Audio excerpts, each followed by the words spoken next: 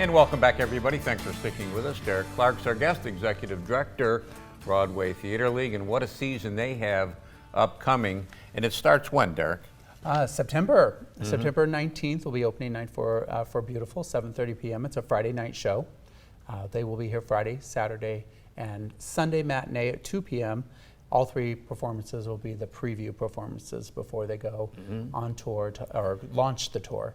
And after Beautiful, would that be the one that would appeal to mothers and grandmothers? Absolutely. That's the one where Carole King right now is in her mid-70s. Hard to believe. And still going strong. Yeah. I was just in New York City 2 weeks ago, last weekend, and up till this Wednesday, there for the show. And we, Vanessa Carlton, the pianist and singer-songwriter, is currently playing on Broadway, Carole King's role, and she did such a great job. And for her to play the person who she idolizes, and singer-songwriter playing a singer-songwriter on stage is wonderful. And Carole King started her career when she was 16.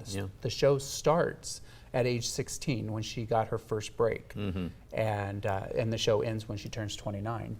Who have we got after? After Carole King, we'll go right into Escape to Margaritaville, Jimmy Buffett's Escape to Margaritaville. This is a fun show. The music is phenomenal.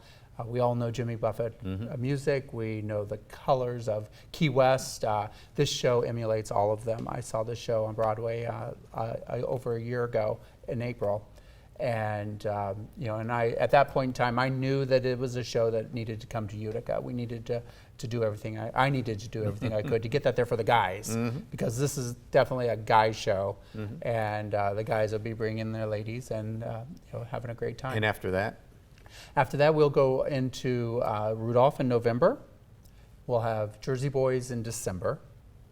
We have Jersey Boys in December, which is on sale now at the Broadway Utica offices or BroadwayUtica.org. The Jersey Boys is on a Saturday night in Utica, 7:30 p.m., the final bow of the show. I mean, how much more fun could that be? Genesee Street's going to be lit up on a Saturday night. It's going to be crazy. Then we have on the 19th of December, 19th and 20th, is Fiddler, Fiddler on the Roof. And then we go into January. And January is Once on This Island. And Once on This Island is a show that I absolutely adore. It was a show that I actually brokered the deal back in during the Tonys in the 2018 run of the Tonys when they won for Best Musical. And that show was something that I really, really wanted to bring to Utica because it has, it's definitely has an island vibe to it, both in the music as well as takes place on an island. So that's going to be a great show. That's that along with in April with The Color Purple, is two shows that really look at Black history, and I think is going to be very educational in a lot of ways. We have Rent in February. Rent is coming back again, and again, this is a show that pays tribute to the LGBTQ community. And it's something that they love, and it's become iconic in that community. And it has a huge Broadway following. Do you is that wrapping up the season with Rent? No, there's more, Joe. Oh, go. So after February, we go into March, which is Cats. Okay. And that's your show that is going to cater to the die-hard Broadway fan. I mean, as we all know, someone near and dear to my heart is Betty Buckley. And Betty Buckley is the original from Cats. She won the Tony for Cats. And she was also the first person to ever sing and win the Tony for the song Memories on U.S. soil. Everyone thinks Barbra Streisand was that person, and it wasn't. It was Betty Buckley, and she won the Tony for it. April, as I said earlier, we have our